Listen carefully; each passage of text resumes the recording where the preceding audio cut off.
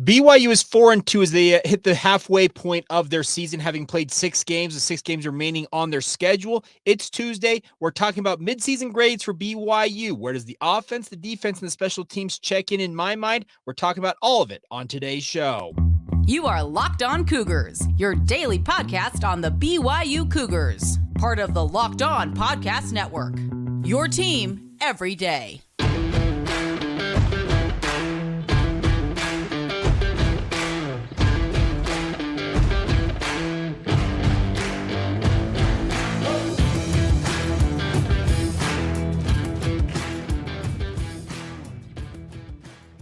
What's up, everybody? I'm Jake Hatch, your host here on Locked On Cougars, your resident BYU insider. Thank you for making Locked On Cougars your first listen of the day. Thank you to all of you who are everydayers with us right here on the Locked On Podcast Network.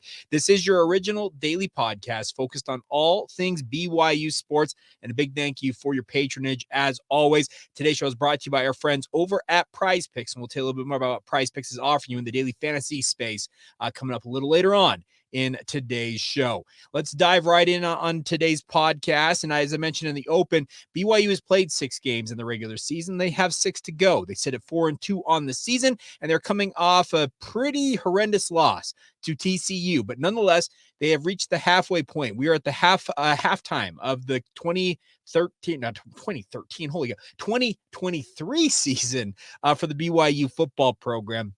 And I wanted to take some time on today's show to talk about where I think things stand for each facet of the BYU football program. So what I'm going to do is I'm going to give a grade out. It's going to be for the offense, the defense, special teams, and I'll even probably grade the coaching staff as well, the job the coaching staff has done in my mind at this point of the season. Now, let's also acknowledge that these are arbitrary. This is the gospel according to Jake Hatch in a way when it comes to BYU football. And I feel like I've got a pretty good sense for things. Obviously, many of you know that I am a credentialed media member. I've been covering BYU for the better part of 14, 15 years now.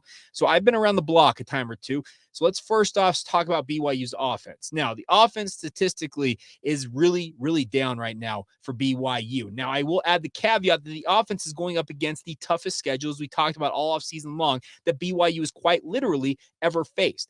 They opened up with 2 patsies in Sam Houston as well as Southern Utah, and they struggled their way through both of those games, but then they kicked off a 10-game march through the most Power 5 teams that BYU has ever played in its football history, and the offensive woes are not wholly unexpected due to the magnification of just the overall strength of schedule BYU is going up against. That being said, it has not been good enough for BYU. I don't think I'm breaking any news to anybody. It's been a paltry output, averaging just over 300 yards per game. This is a program the past couple of years who was up near 400 and 450 yards on average on regular occurrences when it came to having Zach Wilson and Jaron Hall under center.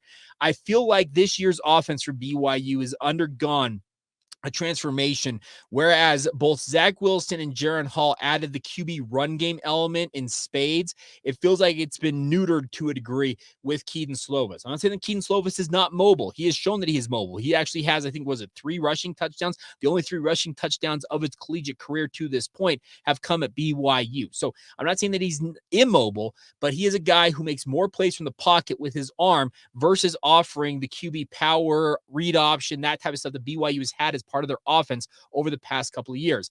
BYU's offense has suffered to a degree because of that. The other thing about this is BYU's offensive line has not been fantastic. At times, the wide receivers and tight ends have been unable to get open and make plays for Kedon Slovis, especially against TCU. Across the board, it felt like, and I mentioned on Monday's podcast in my film review, I really feel like Chase Roberts and maybe Parker Kingston were really the only receivers that stood out to any significant degree in that game. Everybody else got bottled up, and that was disappointing because you want to see these wide receivers. They've got to be able to get themselves open and make themselves available to a guy like Kedon Slovis. So all of that said, let me also add this. The running game, not been good enough either. Obviously, you look at the statistics, it's just not good enough. Averaging just a shade over 60 some odd yards per game through 6 games.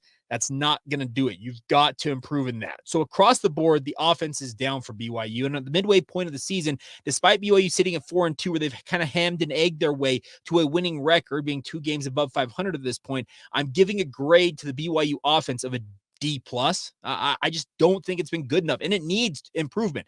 Kalani Sitake spoke during his Monday media availability about the need for the offense to get back to being more explosive. What's that going to entail? Well, it needs the offensive line to continue to gel and hopefully at some point put it all together in the back half of the season against maybe the toughest opponents that they will face in the back half of the season. You need to see Kedon Slovis be better with his decision making and obviously process things faster and get the ball out of his hands.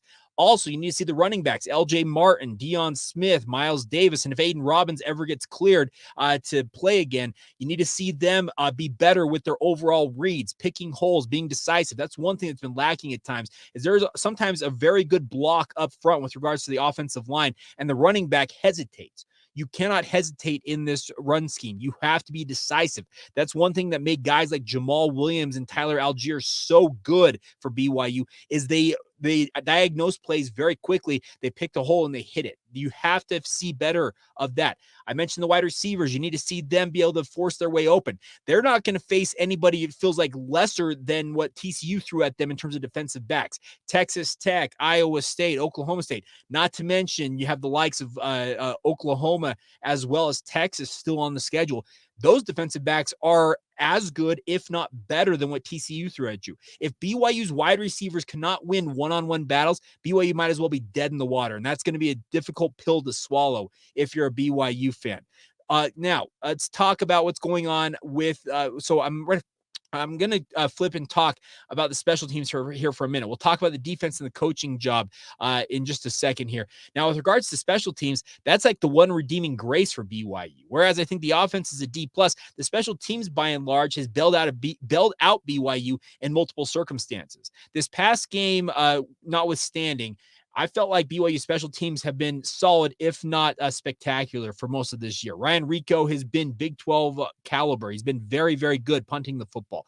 I think that Will Farron, could he have made a big kick against Arkansas? Yeah, he could have done that, but I thought he made a pretty good kick against TCU. He's been solid in the kicking game. He's not necessarily been called upon to go out and win a game at this point. We don't know how he'd react in that situation, but I feel like the kicking game has been solid. Return game, the punt return still remains a weakness for BYU. They made the shift to Parker Kingston this past week, but I think he only faced one punt, or maybe two punts, the entire game against TCU. So there's a little bit of lack of a sample size there with regards to him as the punt returner, but Hobbs Nyberg wasn't getting it done, so they made the transition there. And I think that Keelan Marion, as I also noted on our Monday podcast, he is coming into his own, it feels like, as a kick returner. Now, it's not new for him because he did this at UConn. So the nice part is the return game, I think, offers some promise. So with regards to the special teams, I'm going to give BYU a solid B with regards to their special teams. It's not been standout, noteworthy, awesome, but at the same time, it's not been a big weakness. It's not been the weak point for BYU this season. So got a D+ for the offense, a B for the special teams. Where does the defense stand, and where do I think the coaching staff stands with regards to my grade for them at midseason? We'll talk about all that as we continue on right here on Locked On Cougars. Let's talk about our friends over at LinkedIn. Of course, we've been talking about LinkedIn for months, if not years now, my friends. These days, every new potential hire for your small business can feel like a high-stakes wager. You want to be 100% certain you have access to the best qualified candidates available, and that's why you need to check out LinkedIn Jobs. LinkedIn Jobs help you find the right people for your team faster and for free, and the best part is you can go online and set up your job profile for whatever you're hiring for right now, and then add that job posting and the purple hashtag hiring frame to your LinkedIn profile to spread the word that you are hiring. They have simple tools like screening questions to make it easy to focus on the candidates with just the right skills and experience so you can quickly prioritize who you'd like to interview and hopefully ultimately hire. It's why our friends over at LinkedIn Jobs are rated #1 in delivering quality hires versus their leading competitors, and they want to help you guys out right now. They're helping you find the qualified candidates that you want to talk to faster. Post your job for free at linkedin.com/lockedoncollege. That's linkedin.com/lockedoncollege. Post that job for free once again. Terms and conditions apply. Today's show is also brought to you by our friends over at Perry Homes. We've been talking about them on our great local sponsors. Whether you're looking for your first home, you're ready to upgrade to your dream home, Perry Homes has a house for you. For 50 years, Perry Homes has been Utah's premier home builder with communities throughout the state. They have many communities, home designs, and price points, all designed with you in mind as the consumer. They have beautiful communities in Davis, Salt Lake, Tooele, and Utah counties along the Wasatch Front here in Utah. But if you also want to live in southern Utah, they have multiple communities in Washington County near St. George as well. They offer over 50 unique home designs from ramblers to 2 stories to townhomes. Like I mentioned, it's all with you guys in mind. They will fit you, with everything you guys need in terms of your home. And they even have quick move-in homes available if you're ready to make the move right away. So visit PerryHomesUtah.com to see what's new in Utah's finest neighborhoods. That's Perry, Perry, HomesUtah.com to learn more now. For 50 years, Utah has been coming home to Perry Homes. Thank you once again for making Locked On Cougars a part of your day. Thank you for being everydayers with us right here on the podcast. Want to remind you guys to make sure you check out the Locked On College Football Kickoff Live on Friday mornings, 9 a.m. Mountain Time. It's 11 a.m. Eastern Time. It's an hour-long program getting you ready for the weekend ahead in college football. It's available on every YouTube channel that has a Locked On college channel on, including Locked On Cougars. So check that out Friday mornings. And it's also available shortly thereafter on demand on YouTube or wherever you get your podcast in the audio format as well. All right. I mentioned that I rated BYU with a D+ on offense, a B on special teams, but I want your guys' thoughts. By the way, I'm soliciting your thoughts as well. Drop them in the YouTube comments if you're watching this on YouTube. Tweet at us. Drop us a note on Instagram or Facebook. Email the show, lockedonbyu@gmail.com. That is the email address if you want to reach out that way. But let's talk about the defense and the coaching job for BYU at the midway point of the season. Let's talk about the defense first of all. Now, Jay Hill came in with a lot of promise. And early on this season, through the first 3 or 4 games, it felt like BYU's defense had shown marked improvement in a number of statistical categories, none more so, obviously, than scoring defense. Ultimately, the job of a defense is to hold opposing teams down no matter what it takes. Now, does that mean you can give up 500 and some odd yards like against TCU and expect to hold them down for that long? No, you cannot afford to do that. And BYU's been trending downwards over the past 3 games in particular. Obviously, the loss at Kansas, the home win over Cincinnati, and then obviously the latest debacle against TCU. Those have been trending downwards with regards to the overall defensive metrics. The hope is that BYU will be able to right this ship at some point. But as I already mentioned earlier on in today's show, the Murderers Row, the toughest slate of games for BYU in this schedule, are yet to come. So what can you expect from BYU's defense? Well, the question is, how much more attrition can they absorb? Because we learned yesterday that both Ben Bywater, BYU star middle linebacker, as well as starting safety Tanner Wall are both done for the season due to injury. They both are going to undergo surgery or will have surgery in the near future. Those 2 losses are critical ones for BYU. I don't know how many more hits BYU can absorb at safety, honestly, because you already lost Micah Harper for the season.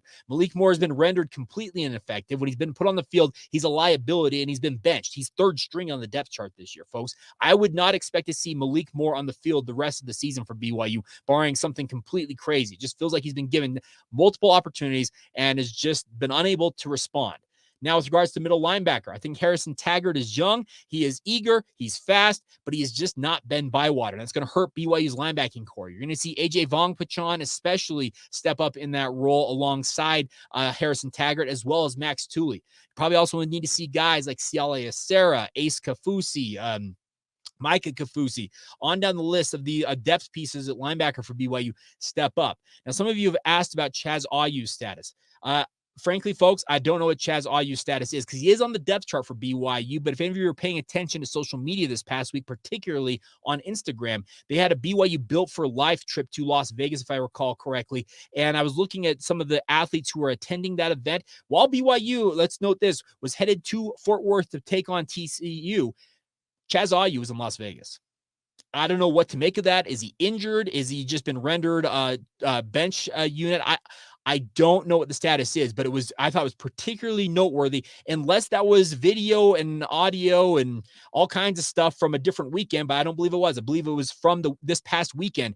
To have Chaz Ayu in Las Vegas while the rest of the BYU football team is in Fort Worth feels particularly noteworthy. So the attrition for BYU is hitting hard, and also it also got hit by the transfer portal. Michael Daly has officially announced, or he's I guess withdrawn or pulled himself out of the BYU football program, and he will enter the NCAA transfer portal after the season. Kalani Sitake confirmed that news during his media availability as well. So a lot of hits for BYU in terms of their overall top-end talent and depth pieces for BYU. Michael Daly was a backup defensive end.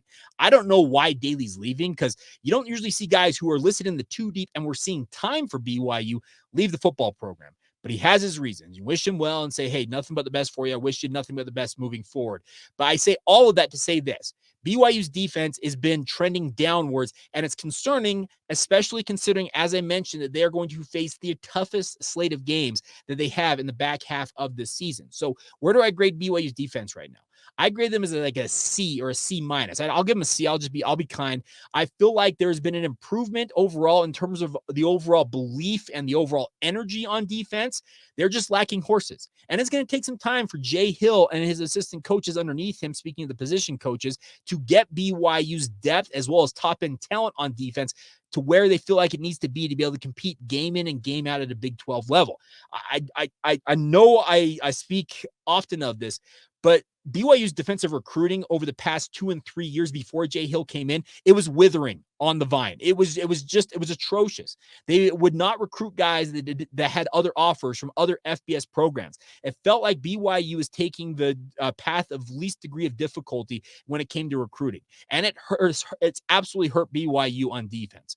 Whereas the BYU offense feels like they have some quality depth, at least in theory, different positions. It feels like BYU's defensive depth, top end, they've got very good talent, but beyond that, it's a massive question mark. And that's what BYU is going to have to work on. So I'm grading them as a C right now at midseason. And I am interested to see if the downward trend over the past 3 games continues, or if they can have a rebound effort, particularly starting against Texas Tech this week. We'll see what happens. Now, final grade I'm going to hand out today is the coaching job that BYU has done.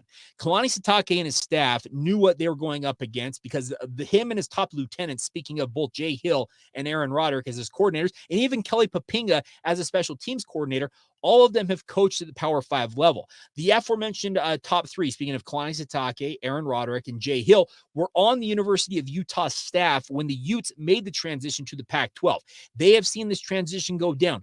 They know what it looks like firsthand. They actually had a longer leash and a longer runway to get ready for this transition, speaking of BYU, than they did at the University of Utah. And obviously, the University of Utah has been flying high of late. It has taken a solid decade to build to where they are at today, but they are considered one of the preeminent teams in the Western United States of America. I know that even the most blue goggle, I can't say this. I hope that the most blue goggle BYU fan out there listening to this podcast can acknowledge what Kyle Whittingham and his staff have done at the University of Utah.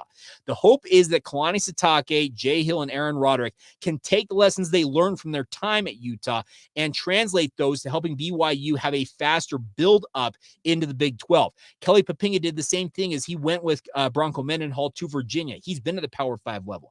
They know it's going to take some time to really become the power players that they aspire to be in the Big 12. So the coaching job, honestly, through the first half of this year, I'm going to give BYU a B minus. Has it been perfect? No, but it's actually been, I think, a pretty decent job, all things considered, from my opinion. Like I said, I am soliciting your feedback. Am I up in the night? You guys think I'm absolutely crazy for saying that BYU's coaching job is a B minus? Or am I underrating the coaching job that BYU's done? I want to hear from you guys. Also, weigh in on the offense, special teams, as well as the defense as well. I want your guys' letter grades. If you prefer to do them in percentages, 1 to 100, do that. I don't care how you give them to me. I want your feedback on this, and obviously we'll be sure to highlight those in a future edition of the podcast, probably coming up later this week, Thursday or Friday. We'll get to those. We're going to have Connor Pay, as you all know, on tomorrow's podcast on a Wednesday. So, so there you go. BYU's offense, D+.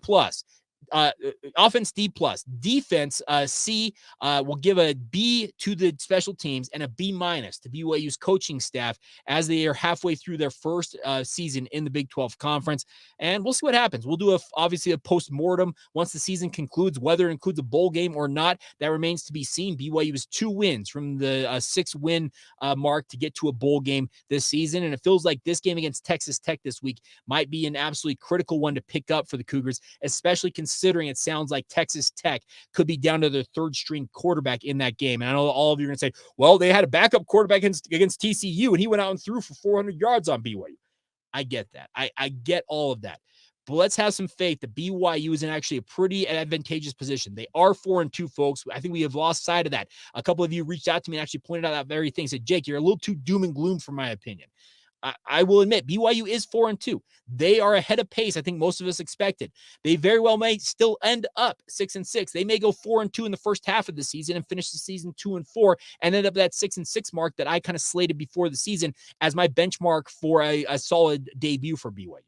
We'll see what happens. The nice part is every game counts for BYU. They are going to stay engaged. Kalani Sitake also acknowledged that when he was talking to the media as well, saying that the biggest difference between last October when the adversity hit for BYU last year versus this October is he's like, I'll be frank with you. We now have a conference. We now have games that matter on a weekly basis. During independence, it was kind of the hush-hush, worst-kept secret is that when BYU got to their 6th win, for lack of winning out in a season and going undefeated, BYU knew that where they were going bowling that season. So there was just not that same type of pressure, it felt like, for BYU when it came to independence, and it allowed things to spiral at times. They went 0-4 in the month of October last year. As we acknowledged in our postcast edition of the show, I remember who reached out to me and pointed it out.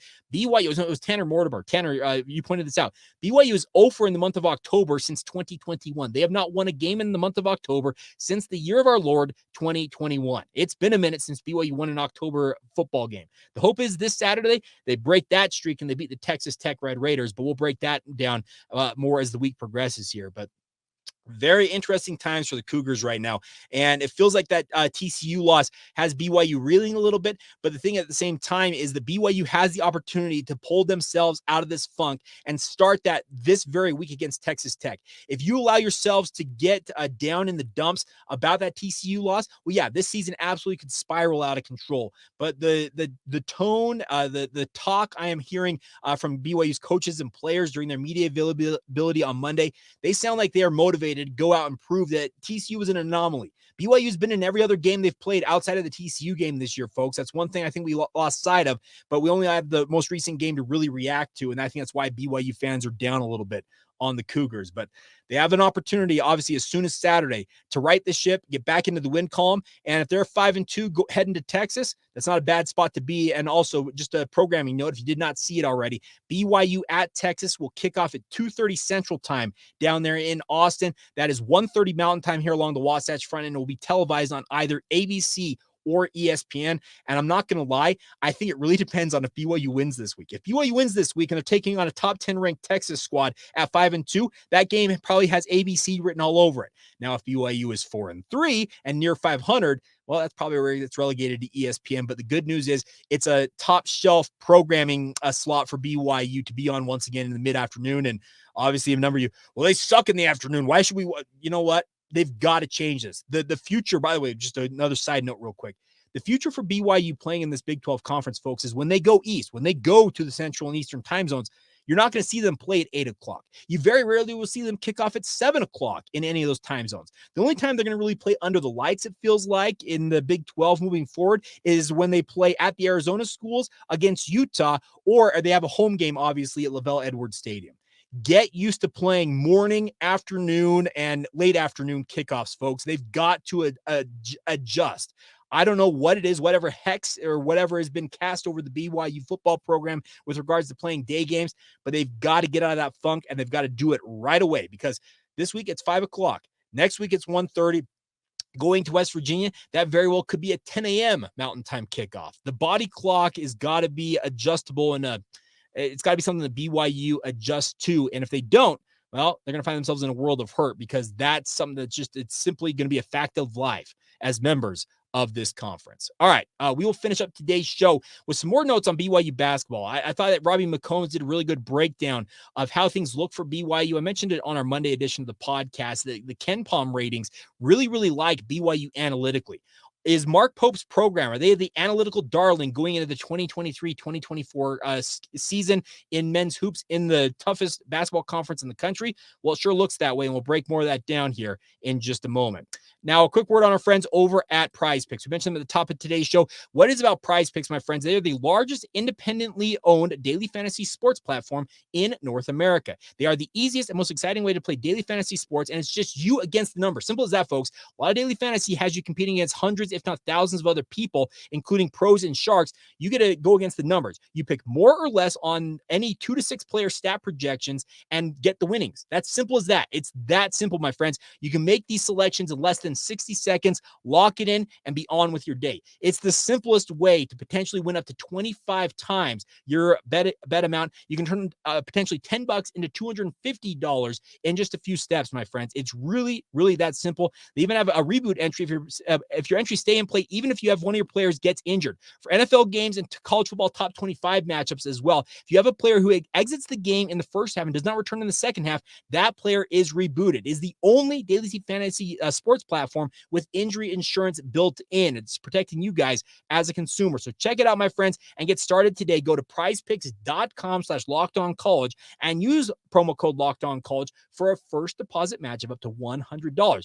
But $100 in, you get $100 and have $200 to play with. It's simple as that, my friends. Once again, that's prizepicks.com/lockedoncollege. Use the promo code LockedOnCollege for that first deposit match of up to $100. It's absolutely an incredible platform, and it's all courtesy of your friends at Prize Picks. Daily fantasy sports made easy.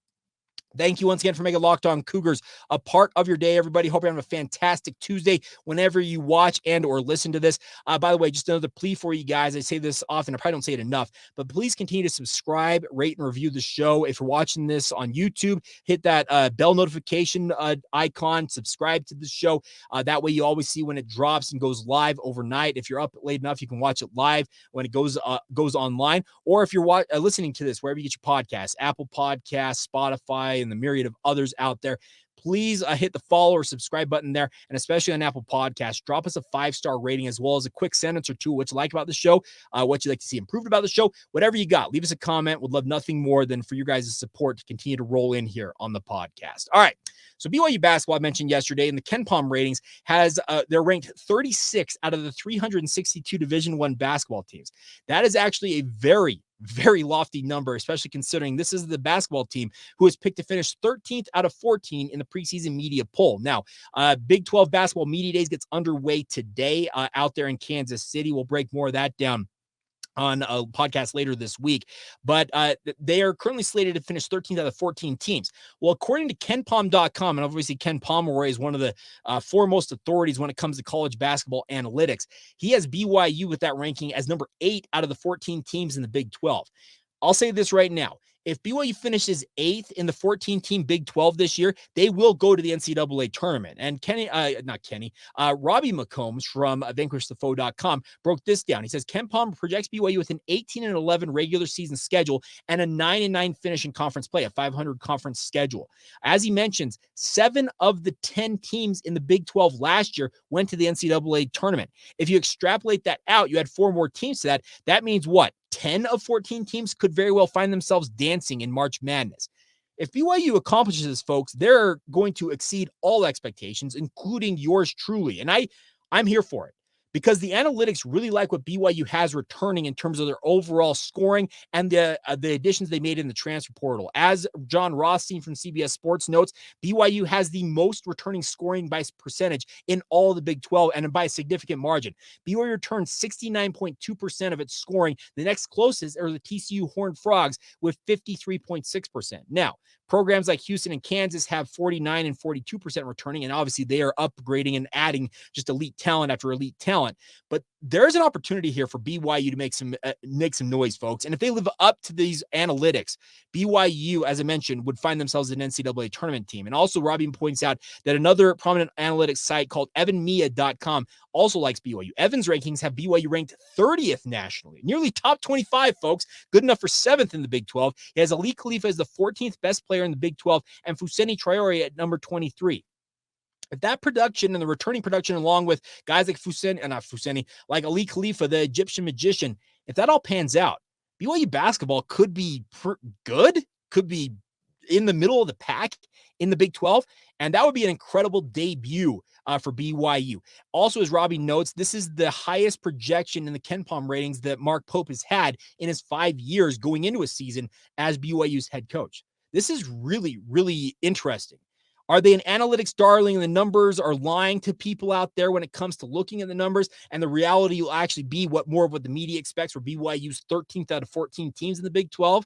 We'll see. But I, for one, am all for the analytics being right and BYU being middle of the pack in the Big 12 and obviously ending their NCAA tournament drought and playing in March Madness. I am all for that. I will be here for it. And the best part is we will all be able to watch it play out. They are not too far away from having their not the Big 12, their tip-off event. It'll be their exhibition game. I believe it's the 25th of October. Then on November 6th, they host Houston Christian. And then that weekend, November 10th, number 17 ranked San Diego State is going to be in the Marriott Center for maybe the most it's going to be the best non-conference matchup BYU will face in their non-conference slate. It's a huge game to really open the season, and it'll be a fun one. I cannot wait to be out at the Marriott Center. It's going to be a fun season no matter what happens for BYU with regards to just the caliber of opponents BYU will be bringing in, especially when it comes to Big 12 play. And as I mentioned before on the podcast, I have secured a pair of seats to the Marriott Center for the entire season. We'll be sending you,